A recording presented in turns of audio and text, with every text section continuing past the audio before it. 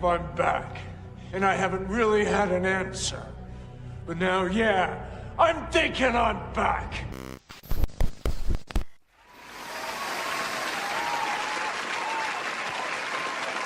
What's up, everyone? Let's go.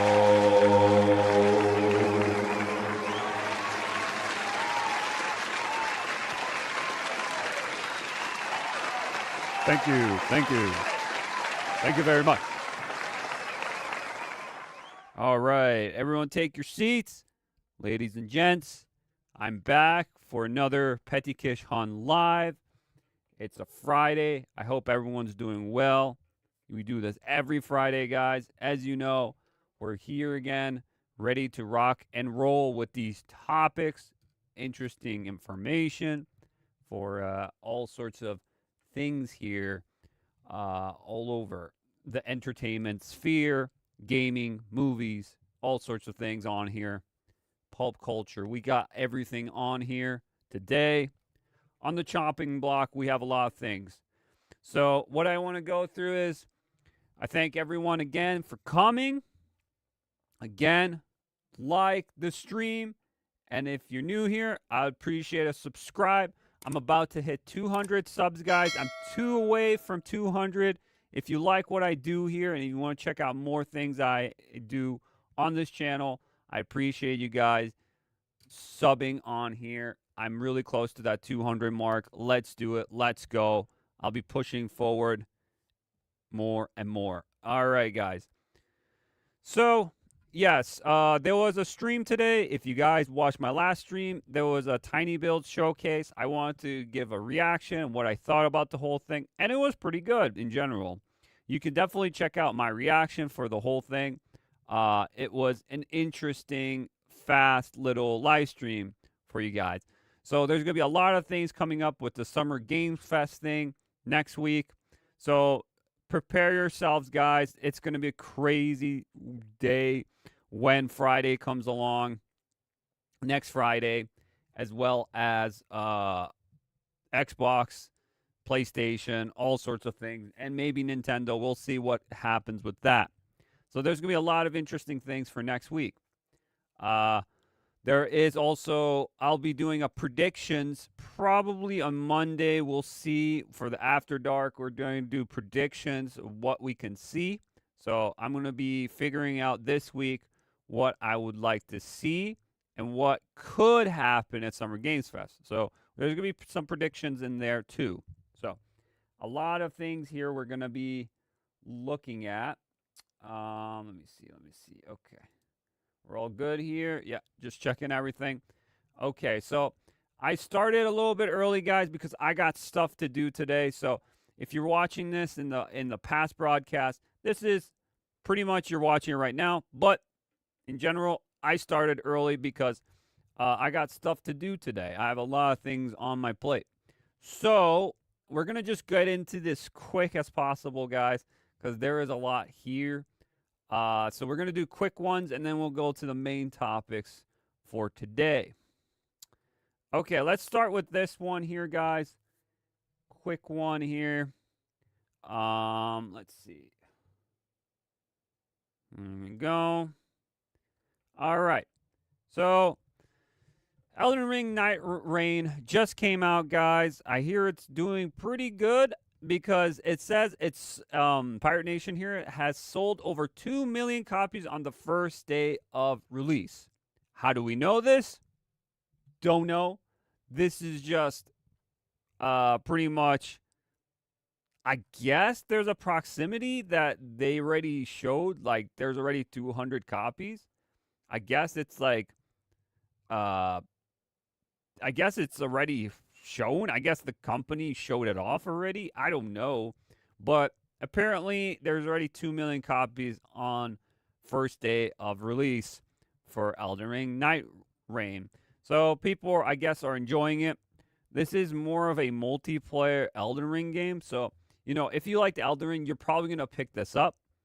And if you didn't like Elden Ring, you might pick this up because it'll be more of a co-op experience. I don't know how long this game is going to last. I don't know if it's going to have any legs for the future to come. But it is a nice little nod to Elden Ring. I don't know if it's going to have anything later down the line to make it irrelevant, to be honest. I think Elden Ring is going to be more well known and more played. I think with mods and everything. But this one, I don't know. Since this is an online experience, I don't know what's going to happen. But it is really good for just a first start of this new Elden Ring online experience, Nightreign. What a cool name. I love the name for it, Elden Ring Nightreign. So, yeah, very cool. Love to see a lot of more From Software games doing really well. I really like that. Really, really good stuff.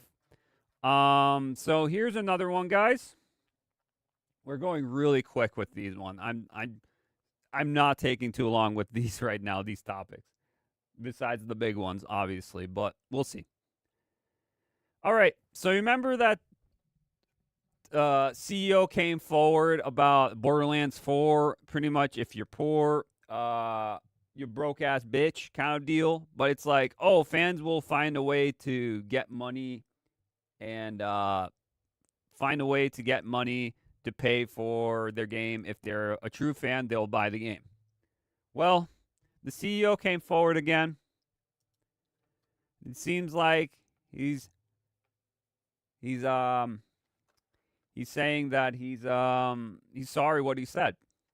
So Gearbox CEO Randy Pritchford has issued an apology following backlash over the comment that real fans would find a way to purchase Borderlands 4 even if it's priced at $80. I am sorry there was a misunderstanding. That's all he said. Is that all you can say? Is that it? I'm sorry, it was just a misunderstanding. Kind of want to see these comments. Here's Smash JT. A better angle would have been I have sought out professional help, and it turns out I am actually clinically retarded. Please do not hold this against me. Yeah, when he was talking at that conference thing, he was on something. Something's wrong with this dude mentally. Seriously. As a real fan, I'll be taking my $80 elsewhere toward games made by companies and actual respect my time and money. And let's be honest, saying I'm sorry there was a misunderstanding isn't a real apology. It's not. I agree. A genuine apology sounds more like, I'm sorry for what I said. That wasn't my intention. What I meant was XXX. Pretty much X. Yep.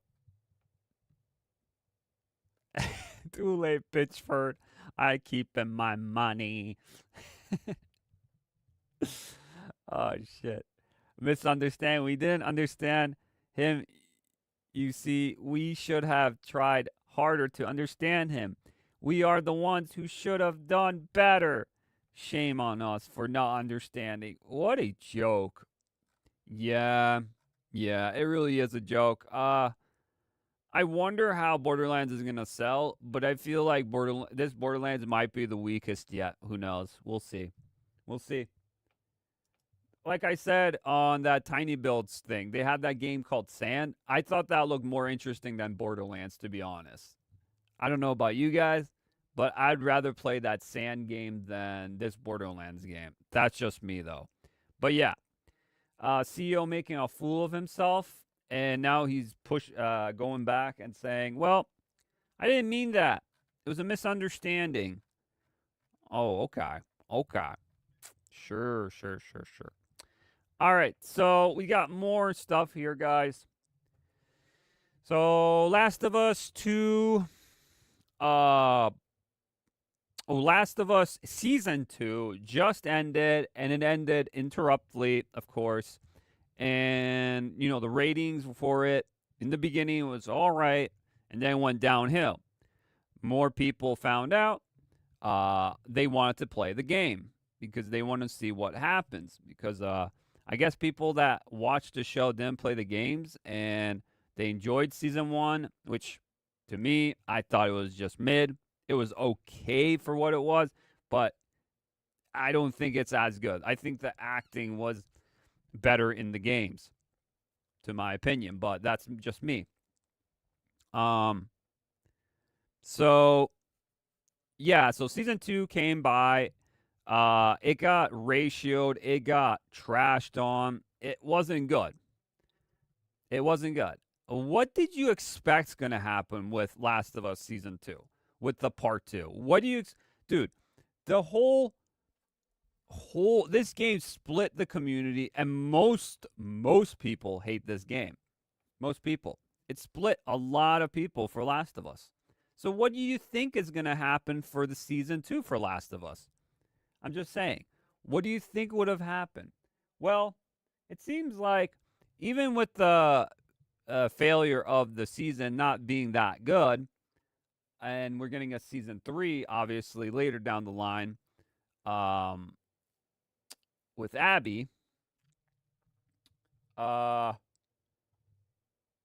it seems like Last of Us Part 2 Remastered sold 2 million units during HBO Season 2 run, analyst reports. So it seems like people that probably didn't play the games and want to see what happens and can't wait might actually have picked up the game and tried it for themselves. If they haven't played it before, they might be able to play it now and see what happens. Because maybe some people are interested and maybe people are frustrated. Why did it end interruptly? What is going on? Did Ellie get shot? What happened? Kind of deal. Because it ended at the part in the theater where Abby just loads up on Ellie's friends, takes everyone down, and that's where, if you played the game, they have a fight. But it literally cuts, that whole scenario cuts to Abby's point of view in the game. So I guess people wanted to see what it's about. So even how bad that ratings were for that season, people are still interested on playing the game again to see what's all about. Which, that usually is a thing all the time. You saw that with Fallout. You saw that with The Witcher. If like a show or movie is interesting enough, people will go and buy the game for it. That's just how it goes. If there's a Mortal Kombat movie comes out, a new one, people are going to start playing Mortal Kombat. People are going to buy Mortal Kombat. If there's a Street Fighter, or if there's Tekken, or, fighting games wise, or even if it's freaking, I don't know, some sort of Sonic or Mario game or movie, and then people actually buy the game. Usually that's when games sell, is when they have a good product. Even now, it seems, if it's a shitty season, it still sells, I guess. So, great job, I guess, for the advertisement. I guess it's great for people to pick up. I don't know why you would pick this up. If you already played it, you already know what happens. So, I don't know. Maybe people are interested to see what's up with Last of Us. I don't know. But it is interesting that people are interested in seeing what's up with this season. So they have to play the game now to know what's going to happen next because of that cliffhanger ending. So, yeah. Okay, so here's another one, guys. I'm going through these really fast here. So, let's go here. So, we got some sales reporting of how many units were sold, I guess, copies sold, for Doom: The Dark Ages. So, here we go. I don't know where this is from, but Pirate Nation reported that Doom: The Dark Ages has reportedly sold less than 1 million copies. According to Analytics, the Dark Ages had actually sold less than 1 million copies, 800,000 to be exact. And there's Xbox, Steam, and PlayStation. So on PlayStation, it sold the least, and Steam, it was second. I was actually surprised because I heard people saying Steam was like the worst because how aggressive it was with performance, and there was issues with PCs, with the RTX, with the Nuvo, DRM, all sorts of things that are pushing your PC to be a strong PC. Like it's not meant for a mid PC almost. It's almost meant for like beast PCs out there, It's a little hefty on your PC, I would say. And then it sold the most on Xbox, which is not a shocker because Xbox Game Pass, like I said, this game is going to be Xbox Game Pass first thing. People are just going to go to that. It's just a given, It's cheaper, and this game, what I've heard, it's almost like 15 hours of the story, and you can beat it maybe in a couple of days, kind of deal. So, Doom: The Dark Ages is not like a game people are flooding to. I think maybe this game will rise up more later. They fixed some issues, as well as I would say maybe it goes on sale. I feel like the $70 price tag is a little bit too much for this game since, you got better games out there with like Oblivion remaster, Elder Scrolls 4 Oblivion remaster, and Clair Obscur Expedition 33 that gives you more for your buck, and it's a cheaper game. You got like $40, $50 for both of those games. This is a $70 price tag. And most people are just going to skip on this because they already have something that is a little bit better because of the price tag. Maybe they're not getting as much of what they want for their buck, kind of deal. So that could be a reason. But I said, again, Xbox Game Pass is probably the best way if you want to experiment or if you just want to try it out or even beat it as fast as possible to see if you enjoyed the experience for Doom: The Dark Ages. But I'm not surprised by these numbers. I am surprised that Doom, since it's such a huge IP, I thought it would do better. But I'm not surprised for this one that it didn't do so well because of the Xbox Game Pass. If we didn't have that, I feel like these numbers would have increased for sure. So the 800,000 is a little bit, it is small compared to what this IP holds, and it didn't even hit 1 million. I don't know where these statistics or these analytics come from, but it is interesting that happened. I think it's because of the price tag. That's just me, though. I think it's the price tag for Doom. I think it's a little bit too high for what you're getting, but I could be wrong about that. That's just what I think about Doom: The Dark Ages. So interesting, though, that is going on. Okay. Here we go. We're going in here fast. There's so much here, guys. There's so much. Let's quick topics after quick topic. Let me just show you guys. So we talked a little bit about the Harry Potter reboot, whatever, HBO series or what's happening with Harry Potter. And we finally have confirmation of the Harry Potter trio kids that are going to play Hermione, Ron, and Harry. And yeah, here we go, guys. So can we zoom in a little bit more? I don't know what's going on. Is it lagging? I have no upgrade to premium. No, I'm good. Thank you. I don't care.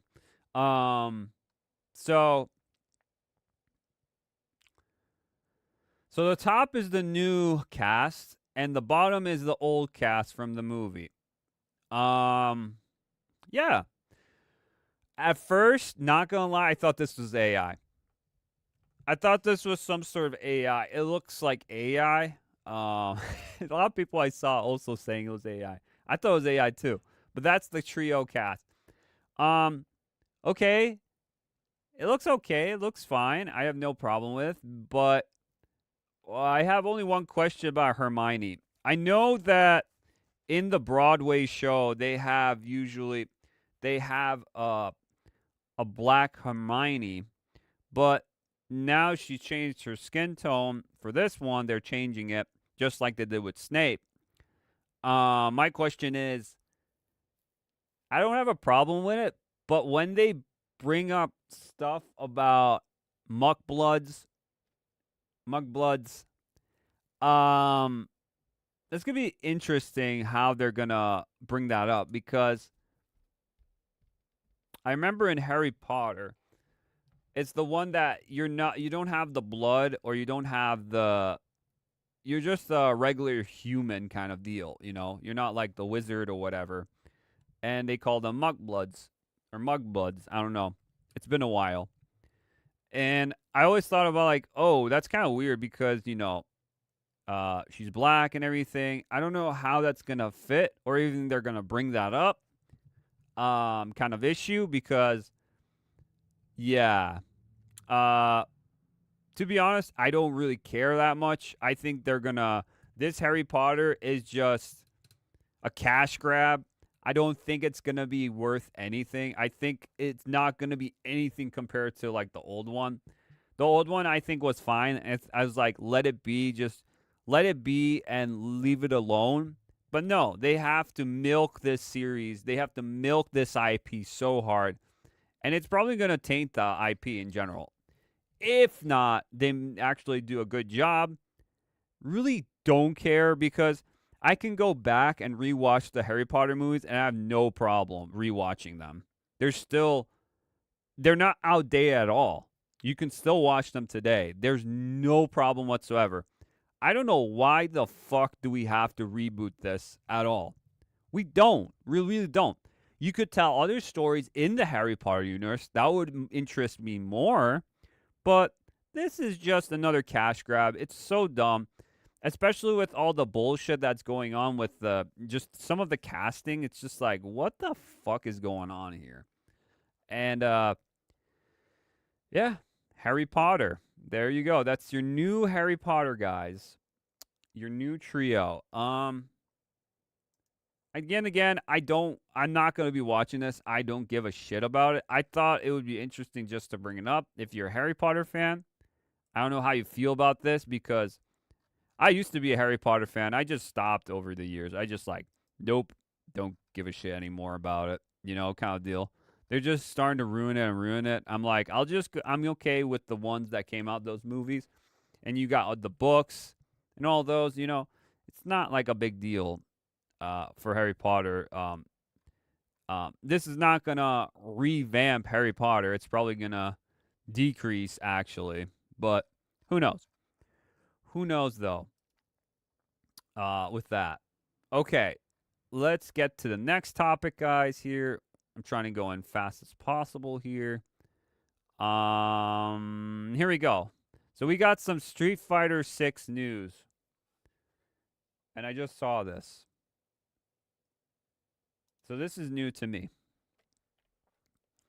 So Bonnie into Comics has it here. Physical Nintendo Switch 2 release of Street Fighter 6 puts 2-year expiration date on DLC download codes. So the thing is about this is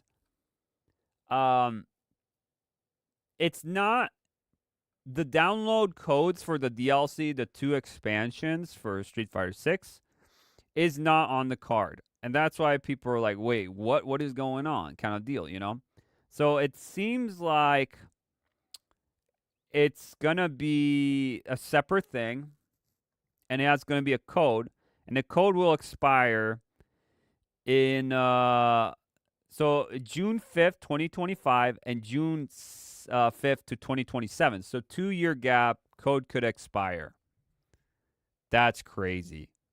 So this will be obsolete, this bundle in general, when you get it, because if you don't get that code before the due date kind of deal. So yeah, it was behind, I guess, the cover of the game. It said, game key are the super pro consumer move. They've make your friends pay again and include DLC. If you borrow it to them, pics from Twitter user Jenk used the DLC for Street Fighter is only included as download code. Push for physical release, up to DRM and online only. Wow, that kind of sucks. That's another L from Capcom right there. Capcom, what the fuck are you doing with this? Seriously. Like, everything should be built in it. If there's any extra DLC that comes out, that should be, added on. But this should already have all the roster on it downloaded for you. All the things. You don't need always an online connection. This is what I hate about it. I remember back in Street Fighter 4, you used to have, there was different expansions that came out, and you would have to get the physical to get the next, character. I think there was also DLC, but if you got the expansion itself on the physical, you got all the characters that you wanted to have. So you didn't have to pay for them all the time for DLC. That's why they had an Ultra Street Fighter 4 collection or whatever it was called. So, yeah, it's like, dude, this is why I'm saying physical is going to be obsolete. Physical is going to be obsolete. There's no point of having physical anymore. Seriously, there's no point. There's no point. With these games, there's no point. No point at all. So, yeah, I just want to bring that up because I just saw that and I was like, oh, shit. That's crazy. That's crazy. I know there's like amiibos coming for Street Fighter 6, and that kind of intrigues me, but at the same time, I'm not going to get Switch 2 at this moment. I'm waiting on the Switch 2. That's like the safe bet for me in general. Okay, so we're done with that. Let's get into some other movie talk because we had Harry Potter, and now there's another kind of rumor going around now about James Gunn's Superman. We talked about it on live show for a while about this Superman because we heard rumors that Fantastic Four, the new one coming out, is getting reshoots because it's doing really bad in screenings. People are not really enjoying it. But it seems like Superman as well is getting reshoots because rumor, Superman movie cut by 30 minutes, editor fired, and tone overhauled after test screening fallout. So the test screening did not like it and was too long, so they cut 30 minutes of it, which is fine. I don't want superhero movies to be 3 hours long. I really don't. I'm okay with a 2-hour mark. That's fine. But I don't want a movie to linger for too long. And maybe they cut out... they fired the editor. That's crazy. And tone overhauled. So they changed the tone of it. Maybe it was too comedic. Maybe there's too many fart jokes. I don't know what they were doing, dude. What was going on? Too many fart jokes. But I don't know what was going on in general with this movie.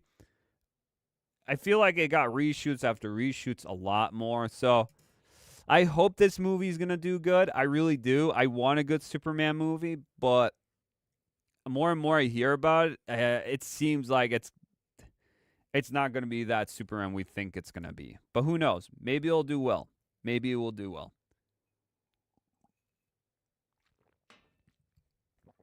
But yeah, just a quick one, guys. That's crazy, though, that they're reshooting this one, too. That is crazy, dude. Crazy stuff here with the movies. But yeah, pretty much this is going to happen this summer. I found a little clip here. Let me put it down, though. I found a little clip here. Check this out. This is going to be this summer. Fantastic Four, Jurassic World, the new one, and then Superman. All in July. They're going to fight it for the best. Check this out. It's the Justice League movie. Boom. Boom. Jurassic World's taking everyone on. Boom. Fantastic Four is like, oh, shit. Oh, shit. That's pretty much it, guys. That's gonna be pretty much. I shit you not. I think Jurassic World's gonna take it. It's not gonna be any of the superhero movies. It's gonna be Jurassic World that's gonna take that right there, straight up. Watch and see. Jurassic World is gonna be the one that beats the whole superhero genre in that month. We'll see. And I've said that before. This is very important for Marvel and DC because this is Marvel's like new start kind of deal, and it's the very first like superhero for Marvel and the very first superhero for DC. So both of the biggest, starters for their franchises was Superman and Fantastic Four. So they both have to do well. If one does better than the other, then that's good for that movie, that superhero.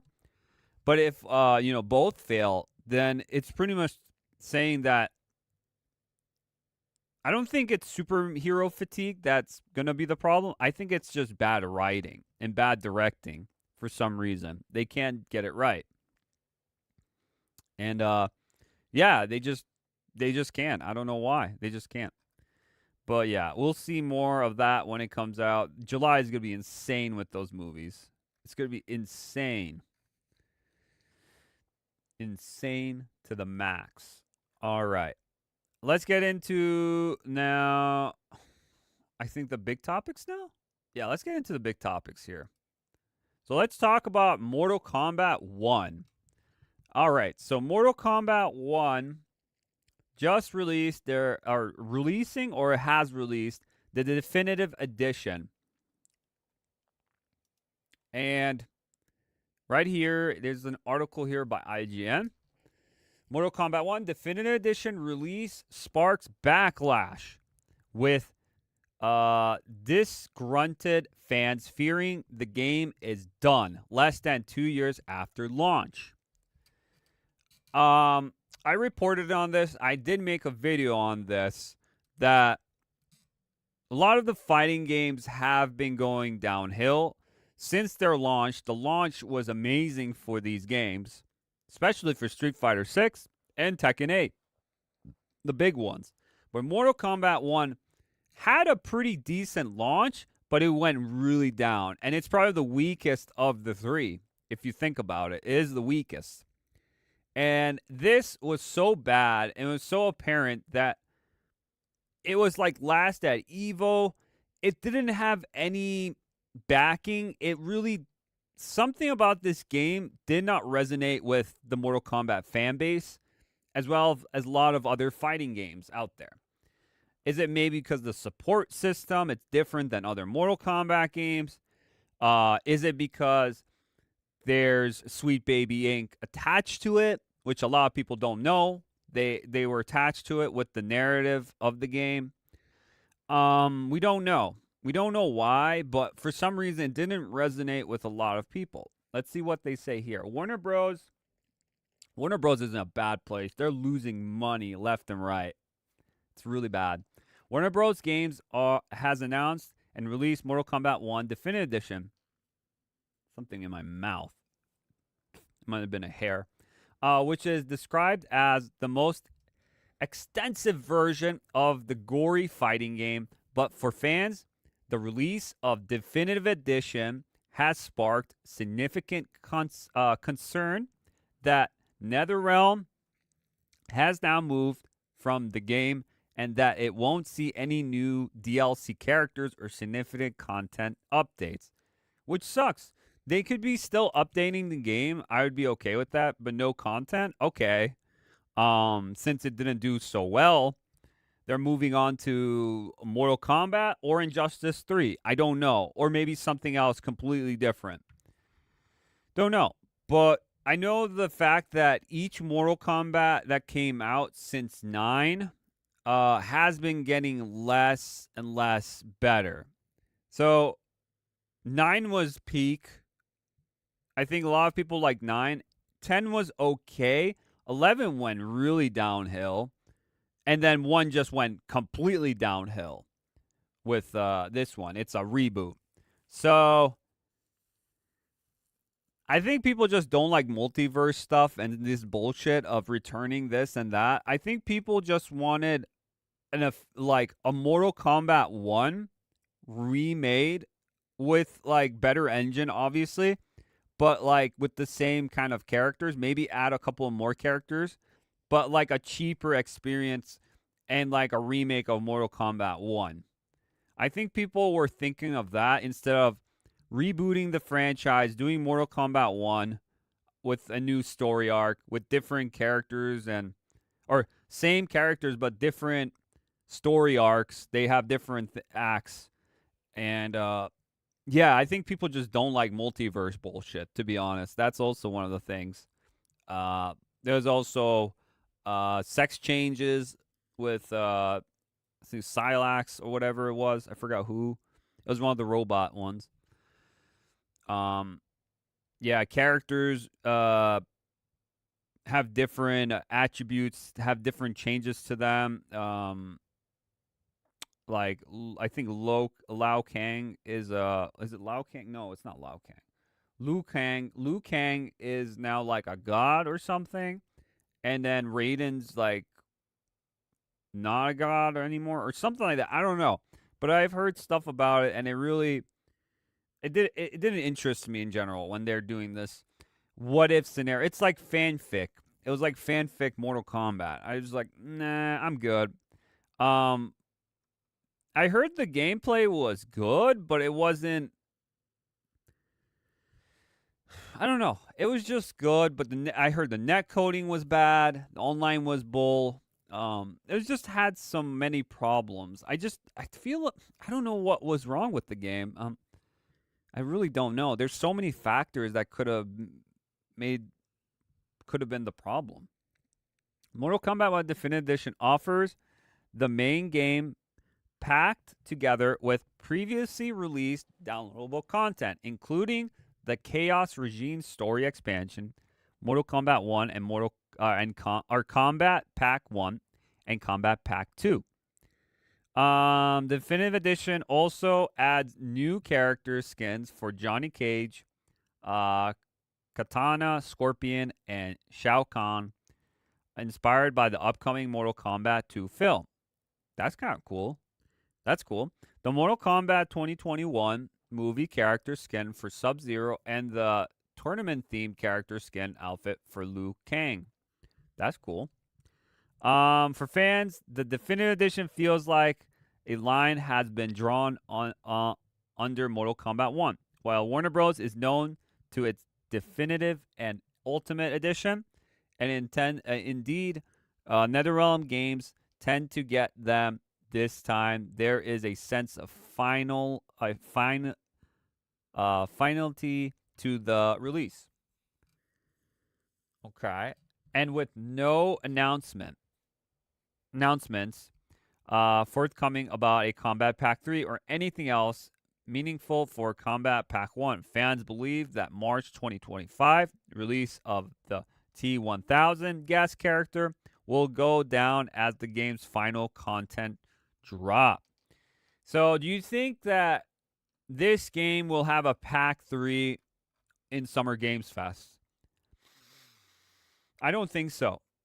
I think this is the end, like a lot of leakers out there have been saying. I believe them. I think it's the end for Mortal Kombat 1. I think it's the end. They're moving on, doing something else. Yeah. I don't think we're gonna be seeing anything. We're gonna see Tekken, obviously. They're still doing their combat thing. Their pass right now for the characters.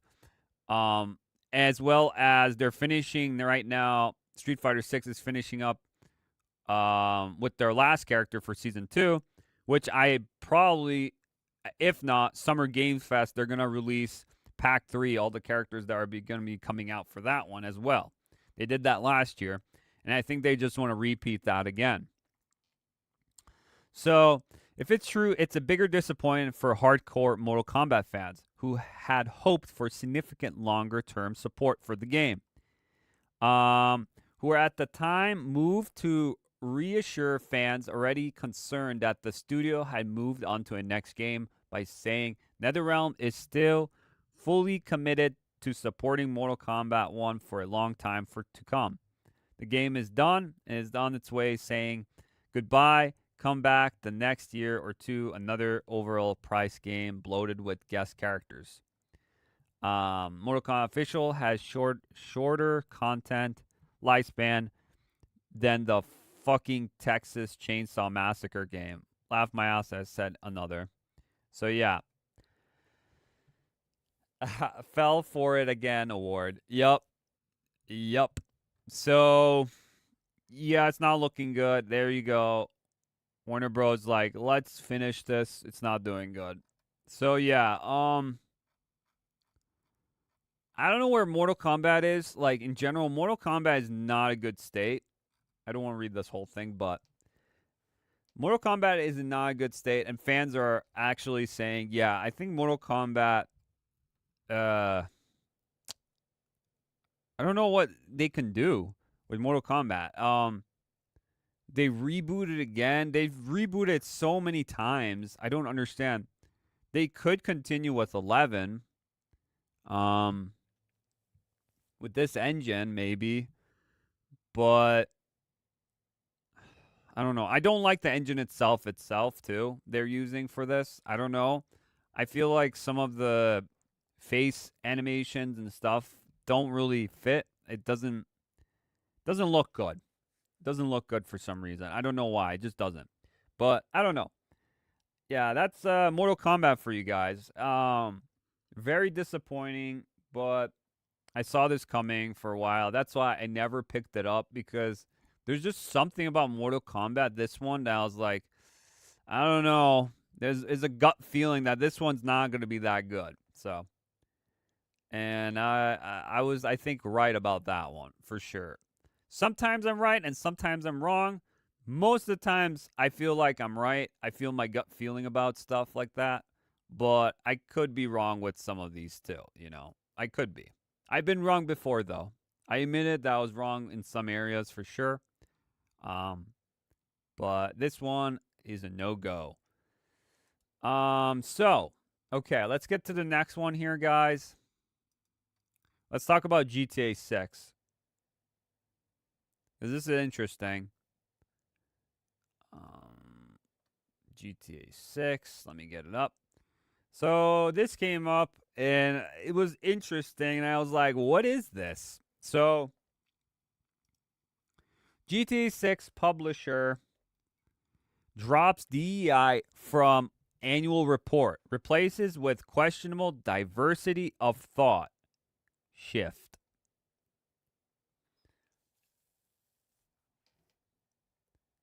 What the hell is diversity of thought? Hey, yo, what the fuck? Holy shit. Huh? Yeah, I don't know. Is it another word for DEI? Just it's more pleasing, I guess. I don't understand.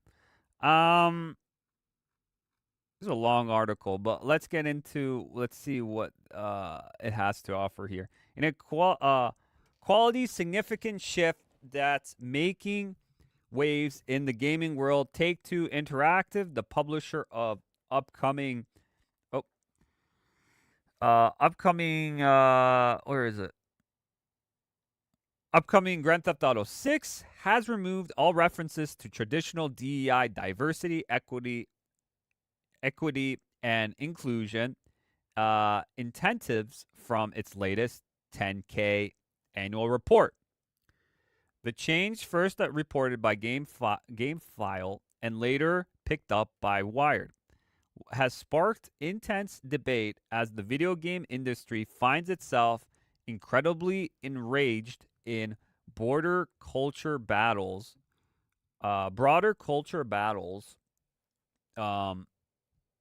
over the concept of DEI in games, especially with project as explosive and massive as GTA 6 on the horizon. Take-Two, so they had Okay, so in 2024, Take-Two annual report specifically championed progressive causes, saying that company supported organizations that aim to uh, educate social justice, support pride rights, and funded scholarships for minority game design students, and celebrate culture differences through employee groups. The entire section is gone. Okay, so that's what they did in 2024. So the new one is in place in 2025 report includes just a single statement of the subject of diversity. We firmly believe that diversity of thought drives the innovation that is integral to our success.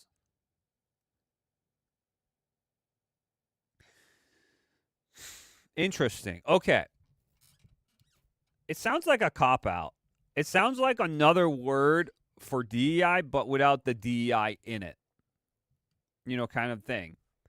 So everything under that umbrella is this diversity of thought. Nothing has changed. Nothing has changed. Just a different name, I think. Because what is it though? The report adds, we aim to provide an inclusive workplace in which everyone feels respected, heard, and safe. But noticeably missing are the specifics. No mention of the social justice causes, minority student scholarships, identity-based hiring incentives. This makes a significant rollback to DEI language and commitments. So I think this is because of President Trump's thing with getting rid of a lot of DEI initiatives, and a lot of companies are going to sneak out DEI, but they're going to still have some initiatives, but under a new name. I think that's what's going on here. And other people are reporting that that's what's going to happen next. They're not going to get rid of it. It's still going to be there. It's going to be lingering in the background. But, that's crazy. When Wired reached out to Take-Two for comments, the company declined to respond. However, its corporate website still hosts a statement affirming that it believes more diverse teams are more valuable and effective. Diversity is key to our success. Okay. I feel like it's like, why do we have to say this when you could just hire people by their merit, obviously, by just people being good at their jobs or having good storytelling? It doesn't matter of their skin color or their sex, I think. I think it's just all, I think most people, more common sense people, think that way too. So I don't know why we have to do this kind of stepping stones of, what is allowed and what is not, when I feel like most of the time we already had this, but now it's just louder and more obnoxious kind of deal, And it went to the extreme. That's what DEI is. It's the extreme version of it.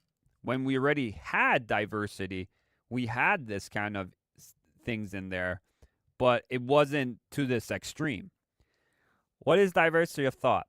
Yeah, that's the question. What is it? In a corporate setting, diversity of thought typically refers to encouraging a variety of perspectives, cognitive styles, and problem-solving approaches. The idea is that innovation improves when organizations include people with different life experience, ways of thinking, and ideological viewpoints. Okay. So can we take out all the activists out of there? Because their viewpoints are almost in every game. Modern games, a lot of them are in there. Can we have viewpoints that are more back to roots basis? Can we just do that, please? I really don't want activists telling me how to think, how to act in this game. I really don't. So, life experience, ways of thinking, and ideological viewpoints. Companies like Meta and now Take-Two have recently adopted this phrasing in places of identity-based DEI language.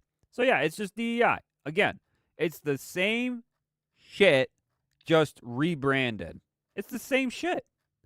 Same bullshit. Same bullshit. So yeah.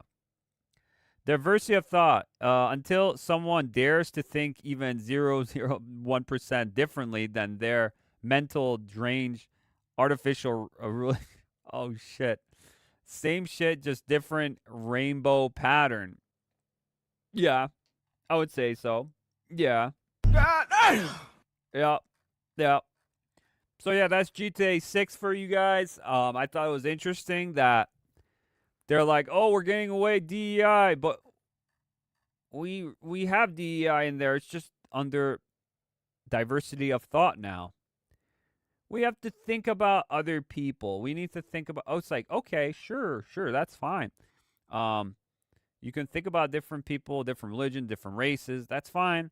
But how you gonna show it? Especially in GTA when everyone's pretty much, it's a parody of America. Like I said before, everyone's going to get, everyone's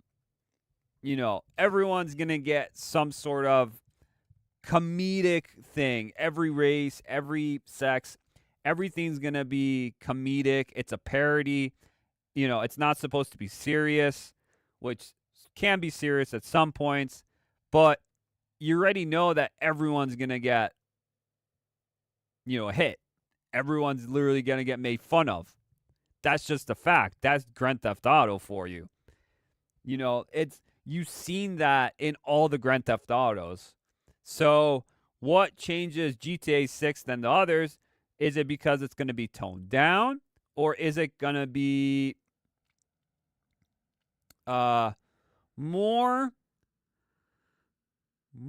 equal or more okay to modern days today when, we found out that a lot of those, companies and DEI groups that were made it into have been exposed already. So, can we just make stories as it is? You can have the cool culture, obviously, with the Latina here. She can have her own culture. And then we can have Jason with his own culture kind of deal. Like, it's fine. You can have that. I like that. I love one of my favorite characters of all time is Niko Bellic. I'm not Slavic at all, but I can connect with the character because he was a cool character and he was understanding and he was written well. That's what I said. I'm not Slavic, but I can connect with the character. And I have a lot of, I like the character, how he was written, and how he stood out from most of the Grand Theft Auto protagonists out there. I've said this before. I liked CJ. CJ was also a cool character, in San Andreas. I was okay with that character. I'm not black in any sense. I never grew up in the ghetto, but I can connect with the character because he is written well and he's a good character kind of deal. He's interesting. That's all you need. You don't need to represent that, that skin tone or whatever. I don't care about that. I just want good written characters and good stories. That's all it is. We don't need, it's not that hard. It's not that hard. And people are I need to be representative. Do you have to show me in this game? Well, then you have a character creator. Make yourself in there if there's a game like that. But if it's a story-driven kind of game with their own mindset, with their own storytelling and their characters they want to do, then let it be. We don't need to change it because you're offended by this and that. It's so dumb. So dumb, dude. But yeah, that's GTA 6. Just wanted to bring that up.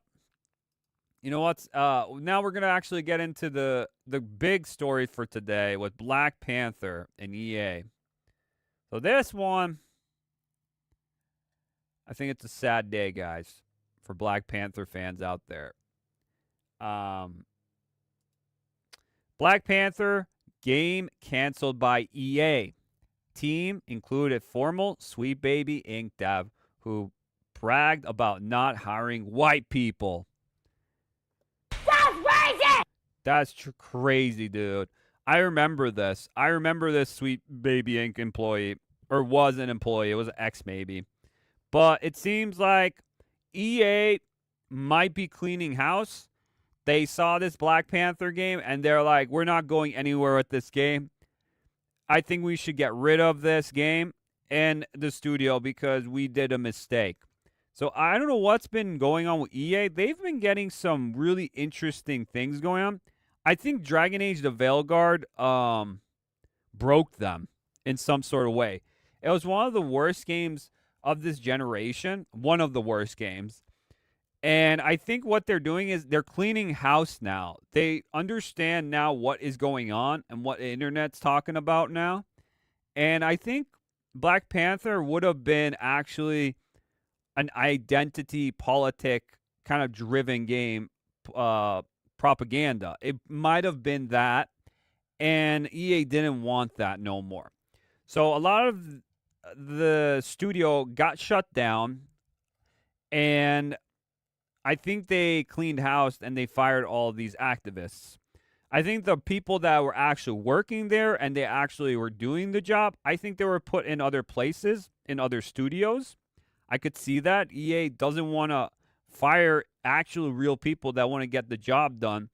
And, you know, to art, to music and all that, you know, or graphic design, you know, animators or gameplay testers, all that. I think they want those people there. It's just the people maybe higher up that are saying what they want to do. I think they're just gone. So let's read into a little bit of this. Electronic Arts has officially canceled its Black Panther video game and shut down Cliffhanger Games, the studio created to develop the project. Announced in 2023. Wow, is that long ago? I felt it was way longer than that. Holy shit. As parts of EA's multi-game deal with Marvel, the title had been in early development with no gameplay footage ever released. Its cancellation comes aimed at escalating controversy surrounding members of the development team and the widely corporate restructuring within EA. Yeah, they're restructuring. EA is changing its whole how it's making games and changing its impact. Same with Respawn, with the Remedy, or was it Respawn or whatever, with the Titanfall 3 thing. BioWare, they got rid of a bunch of people at BioWare. With Veilguard and all that. Yeah, I don't know what EA's just, they're doing something, and it's fascinating to see because they're one of the hated, or no, that's not even a word. The most hated company in one of the hated. I can't speak, dude. Let me drink real quick. I'm getting dry. The most hated company in the world. One of the most. Okay. That feels better. Okay. My throat's drying up, guys. Sorry.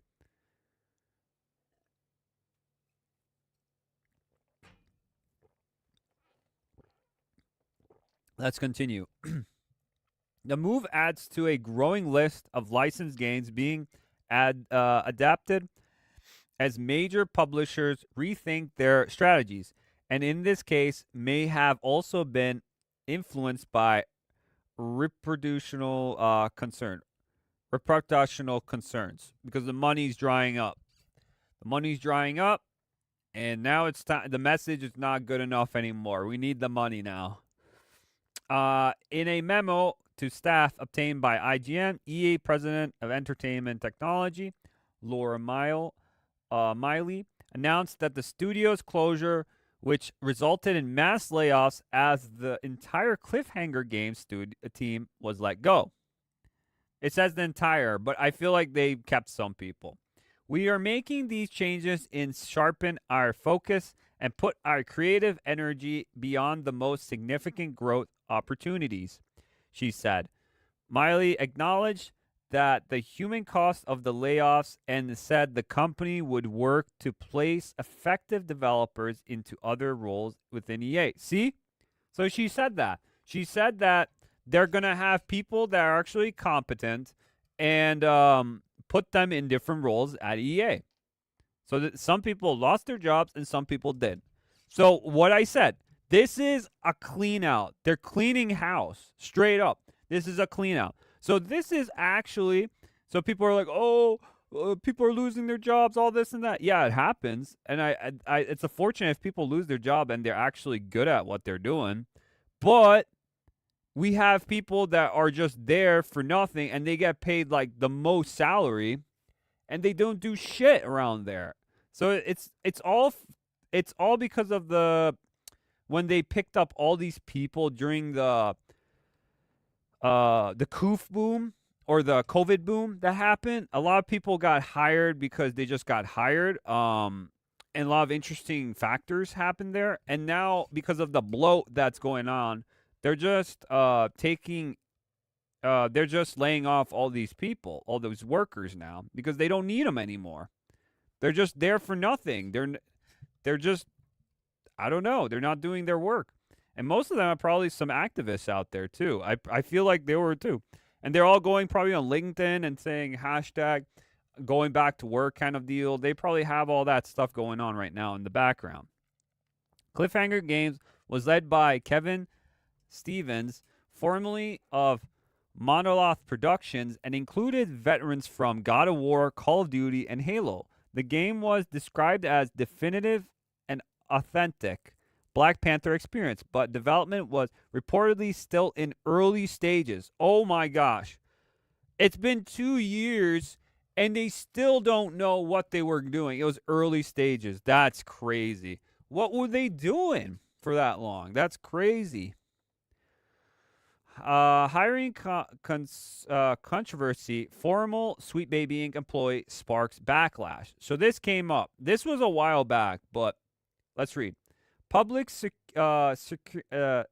security around the project intensified following the hiring of Danny Landers as associate narrative designer and former Sweet Baby Inc. contributor in a resurfaced 2020 panel discussion from the Game Devs of Color Expo.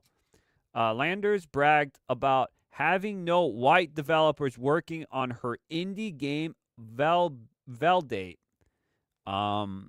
Veldate has a team of all people of color, she said. We have no white people on our team and did that because I wanted to create a safe environment. That's racist! What? Isn't that a rule that you can't hire people by their color? Huh. I think EA didn't want that. And that's a rule that let's see. There's a clip here. Let's see it. Oh, they even marked it. Nice. For Validate, it's a pretty big team. It's a crazy big team for indie games. But who is your team? Validate has a Here we go. What she says. This is her. This is the Danny girl. team of The Sweet Baby Inc. Associate or whatever. mostly all people of color. We have no white people on our team. I did that because I wanted to create a safe environment. And I know the best way for an environment to be safe is to be around people who are just like me. And I'm not saying that white people in the industry are creating unsafe environments. I'm not saying that. That is not what I'm saying. I am saying that sometimes it is hard to work with white people because they think that something may be okay, but it was really a microaggression. And no one wants to deal with that while they're trying to make a game that they love. So, who is your team? What does your team represent? Is your team all men? What does that represent about your game? If you're making a game... Oh my gosh, dude. That's crazy. That's racist! That's racist! Hey, yo, what the fuck? Holy shit. That's illegal in some places. You can't hire people by just, by their skin tone or,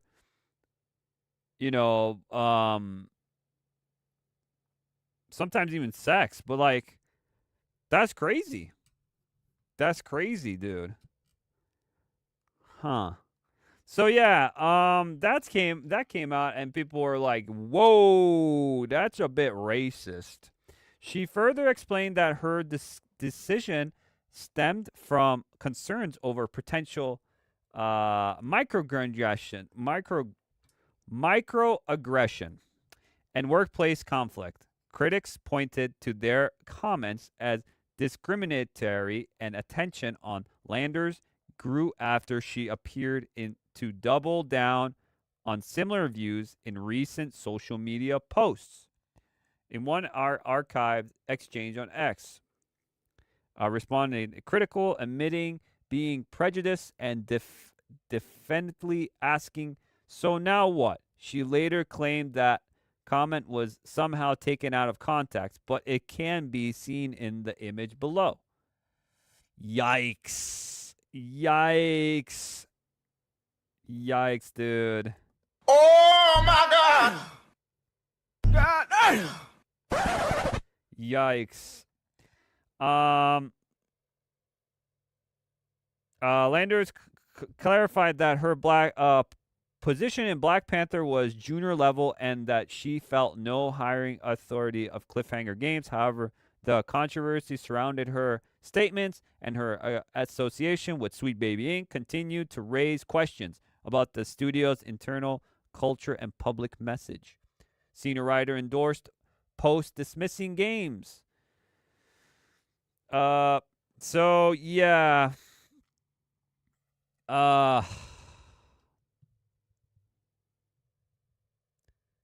Yeah, this is so the senior writer doesn't like gamers. Shake up after Velgard losses. Yup. Marvel deal shrinking. EA retreats from Risk. Yeah, so conclusion, the high profile frame. Okay, so yeah, so it's cooked. I know there's I don't know if EA's making it, but there's one game. It's like a Captain America Black Panther game coming out. It's during like World War II kind of era. I don't know if that one might be still coming out. I always get confused with these two games.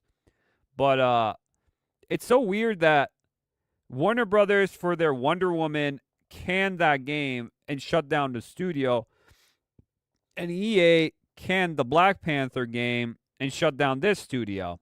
So a lot of these like superhero games are getting canned. They're getting just dissolved.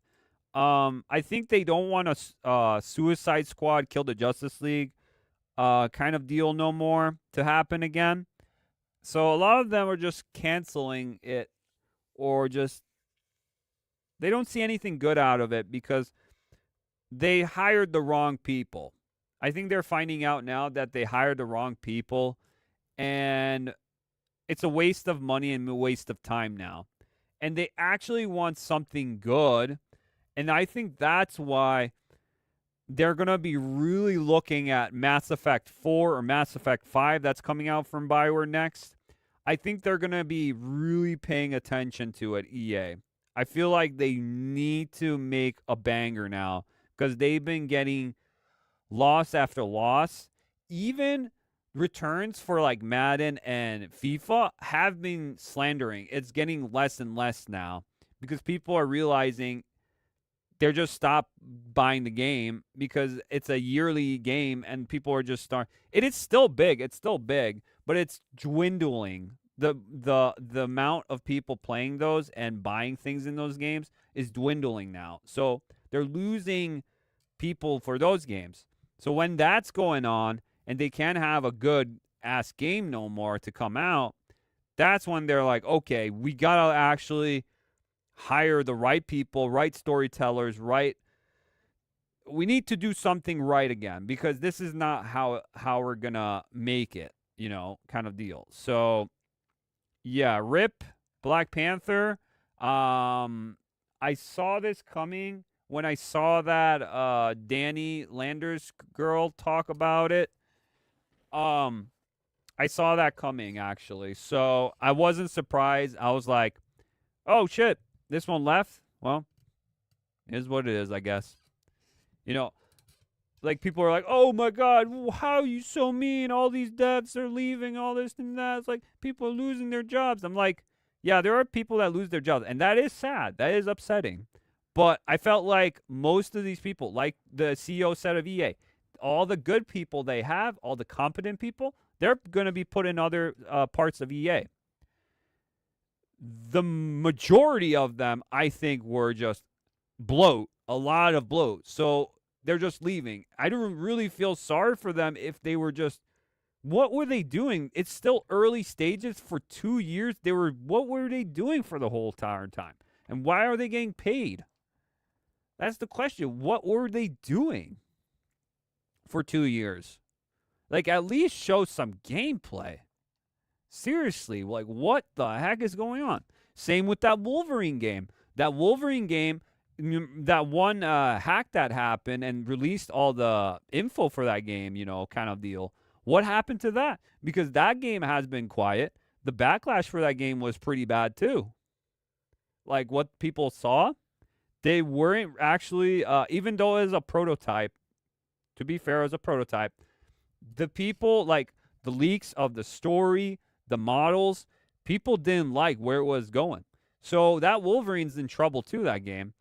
I wouldn't be surprised if it shows at Summer Games Fest, that Wolverine game, but we'll see with that, too. Because that is not in good shape at all, too. So, but yeah. So, yeah, that was the last thing, guys, for today. Again, I'm about to end this stream, guys. Like the stream if you enjoyed what you saw today and what we had these interesting conversations. And if you're new here and you're lurking, I'd appreciate a sub if you could. I'd really love that. 2 more, guys. 2 more away from 200 subs, guys. I need 2 more people to sub right now. It'd be great. I would be so grateful right now, dude. I'd be pumped. I'd be pumped so hard, dude. So hard. Hey, yo, what the fuck? Oh, my God. Yep. But yeah, that's it for me today, guys. I hope you guys have a good week. I'll be back on Monday with for the After Dark show. Hopefully you get Emmy back on because he wasn't there last week. He wasn't here. And we're going to have an interesting conversation, guys. So definitely keep your eyes peeled for that one because I have a fun little thing we're going to be doing for Monday night. So check that out, guys, and check this one out. I appreciate all the people in the replays and you guys watching back. You guys are awesome. You guys are the real MVPs. I love you guys. Thank you so much. Again, you guys are the best. The real MVPs out there that watch this. Go back, rewatch it again. I'll leave some timestamps for you guys, but I'm a little bit busy right now, so I'll be back and I'll do them for you guys for sure. Thank you again, everyone, for watching, lurking. You guys are awesome. Even my haters out there, you guys are awesome for viewing it. You know, the haters need some love too. They need some love too. Let's spread the love, guys. Okay, guys, have a good one all. And I'll see you guys soon. See ya, ciao, guys. That was some crazy stuff today, guys. Have a good week, all. I'll see you then. Are you not entertained?